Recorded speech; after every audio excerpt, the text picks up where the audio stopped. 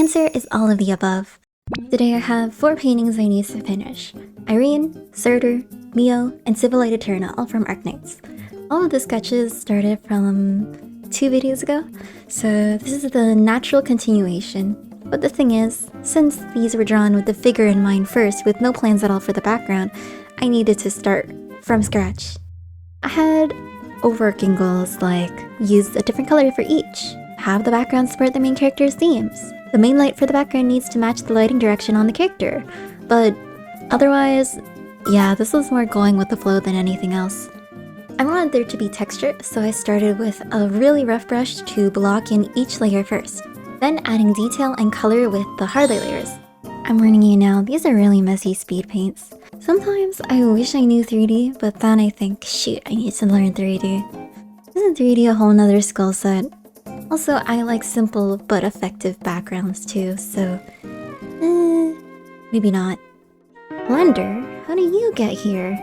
This painting's main color was basically lost. I think I was going for maybe more of a green color, but it turned out to be more brown and yellow than what I first imagined.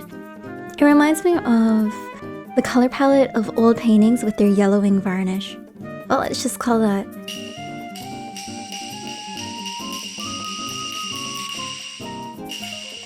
intentional. Back in high school, I always tried to add meaning retroactively into everything I painted to get marks. For this painting, I'd say this color palette was intentionally chosen to replicate the feeling of old yellowing manuscripts, as these elements are often used in Western fantasy settings and thus evokes a feeling of comfort with those familiar with such works. It's all BS though. I also just watched Backrooms, so that could have affected it. Surtur is the character I've drawn the most on this channel, and just in general, I think every time I start really happy because she's one of my favorite characters, and the reason I started Arknights to begin with, but usually by the end I become incredibly disappointed with how it turned out. I post them anyway as a humiliation ritual to pressure myself into drawing better. Has that been working out? Honestly, kinda. But before I started painting the actual background, this time I got distracted and fixed the eyes, and with that one paint over, suddenly everything worked out. You know what they say, the face is the most important part of a painting. I was dreading drawing the chains, but if you cut them into 3 different layers, it's actually pretty simple. Just draw every other chain as one layer, and then for the other chains in between, cut that in half, below and above that layer. It looks like a lot is going on because of the fire, but with this triangle brush, it was done before I knew it. Sometimes the way to draw things is to just try a random brush, and it'll work out. I thought this one was going to be the hardest to paint, but actually it was the easiest. There weren't as many layers with this one, and since I started with pretty muted colors, I could then add even more colors with this trusty tone curve. So starting with an almost monochrome palette, sticking to one color, and adding colors later is actually the best route. Lately I've been into adding green to my blacks and reds and pinks into my highlights with the tone curve. I don't know how to describe it, it kind of has like a rainbow feeling to it. My general workflow currently is not enough detail, use the highlight layer. Not enough color, add the tone curve, and repeat.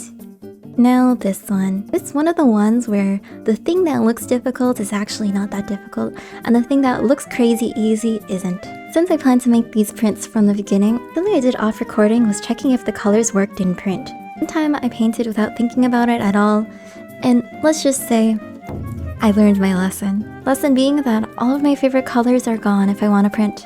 Bright green, any nice cool toned purples, this blue purple on the canvas right this second are all unusable in print. So that was the struggle of this whole painting. Of course there's the route where you can use the preview and just paint directly in those only print colors, but I still haven't upgraded my Clip Studio paint because I refuse to. So even though the colors on the canvas are adjusted, my color wheel is not. So I'd much rather just paint an sRGB and then deal with it this way. But while those colors are not usable in prints, a kind of blue-green is. So over the course, you'll see me sneaking more and more green into this painting and dimming the colors more and more. Kind of the opposite of the previous 2 paintings. made me kind of sad to see my favorite colors be washed away, but if that's the price I must pay to make physical merch, it is what it is. I'm kind of running out of things to say about this painting specifically. For this one, I didn't really think much about this. This was mostly a vibe painting. Sometimes you get the feeling of wanting to draw something just for the sake of it, you know? Miu is an NPC who's part of a Yakuza clan, so we'll just say, the water is washing away her sins. That is why I'm drawing water. On theme and to the point. This next one is the second hardest painting for me. If you saw my previous videos for the sketch, I had a plan here. That plan is in the trash right now. In episode 14, I think, in Arknights, with the wheat fields, I thought adding that would be more impactful, as Civilite is in a morning gown and walking through the memories. I even planned to add the shadow of little Amiya in, but the shadows were too dark in the end, so it was scrapped. This was more difficult precisely because there was less things in it. With backgrounds with more stuff and effects and textures piled on top, you can get away with implying things with less brushstrokes, or evoke wonder because there's a lot of details in the painting. So I knew this painting needed the character and colors itself to carry it, since I didn't have anything to pile on top. I need to actually think of the main colors more deeply. Making a yellow wheat field like in the game was possible, but I think going the dramatic, bright, unrealistic lights with high contrast was the right play. There isn't a main color to say because it's split between the two, the green and the pink, so I needed to add a third extra color, the blue, near her head to give a break in the pattern. I'm going to edit these a little bit more before I send them to the printer, so the final versions might have little corrections. But hey, thanks for attending my not a tutorial. It was really fun to make.